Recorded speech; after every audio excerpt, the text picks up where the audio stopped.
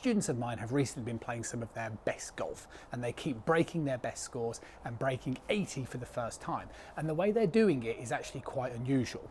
Let me explain what's been happening. This year, what I wanted to do was make sure I was doing two things. One, with students I had the opportunity to work with face-to-face, I wanted to see them play on the golf course to see exactly what was happening.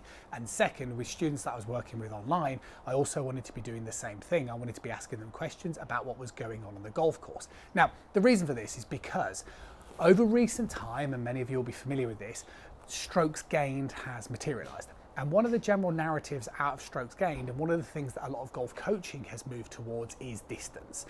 Now, when I was watching students of mine play, and this would be anything from scratch golfer to high handicappers to mid-teen handicappers, and the same with obviously online students, it wasn't that. It wasn't like if I gave those students 20, 30 more yards, I felt that their score would massively reduce, because it wasn't that. What I was noticing was that they were making silly mistakes.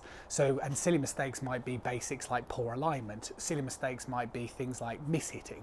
And these are things that I like to try and say are inside our control. So one of the things you can't control in golf is if you kind of hit a tee shot and it kind of just rolls into a bunker and it gives you a bad lie. That's bad luck. But what we can do is we can control our contact, we can control our starting direction, we can control our curvature, and eventually you might be able to control in our distance. So what I started to do with students was, as a basic introduction, was okay, what we're going to do is we're going to sacrifice distance. Okay, and the way we're going to sacrifice distance is we're going to make a conscious effort to swing shorter. And what we're doing when we're swinging shorter is we're going to really control our contact and control what our arms are doing. And that would look something like, you know, the classic L to L drill. So I would get a lot of my students to get set up, favor a little bit of weight on their lead side, swing back, L to L, and what they would generally notice, and the feedback was, contact is great, starting to hit the long irons a lot better than I ever have done before, and there's a slight sacrifice of distance. But has it affected the scoring? No. It hasn't. And what it has done is it's eliminated mistakes. What golfers are doing is they are making less mistakes over 18 holes. What they are starting to do is get the ball more in play. This is giving golfers more confidence, and what they're starting to do is when they start doing things like getting up and down, it's giving them more momentum to continue to progress, and it's giving them more confidence. So the moral of the story is, I would suggest prioritize, as I said, the order. So I'm not saying that distance doesn't play a big role in golf, but what I am saying is it's the fourth thing.